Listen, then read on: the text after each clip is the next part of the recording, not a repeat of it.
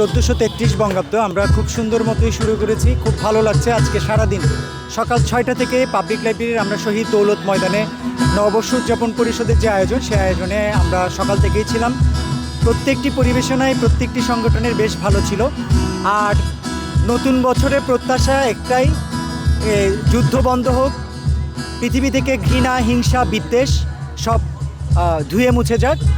বছরের প্রথম দিন এটিই প্রত্যাশা করি। শুভ নববর্ষ সবাইকে।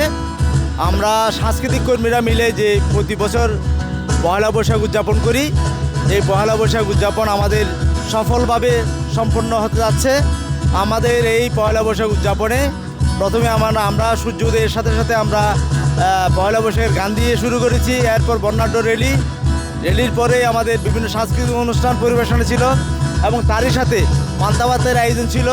আমাদের প্রায় 15টি সাংস্কৃতিক সংগঠন এখানে অনুষ্ঠান করেছে। তাদের প্রত্যেকটা অনুষ্ঠান চমৎকার ছিল।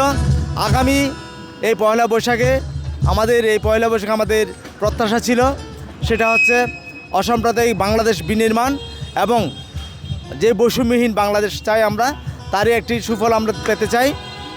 এই সাথে আমরা সুখী সুন্দর বাংলাদেশ গড়ার প্রত্যয়ে এই পয়লা বৈশাখ উদযাপন করেছি। নববর্ষ খুব ভালোই কাটছে, সকাল থেকে আনন্দময় পরিবেশে খুব ভালো মতো উপভোগ করছি। আর নতুন বছর থেকে আসলে আশা বলতে দেশের যে অবস্থা, চাইবো এই নতুন বছরের শুরু থেকে যেন সব কিছু ঠিকঠাক হয়, সব কিছু আগের মতো, পরিস্থিতি ঠিক আগের মতো হয়ে যায়, এতটুকুই আশা।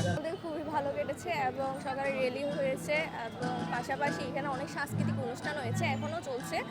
আর প্রত্যাশা বলতে চাই দেশের পরিস্থিতি যাতে ঠিক হয়ে যাক এবং সকলে যাতে সুখে এবং শান্তিতে থাকে, এটাই চাওয়া সব কাছে।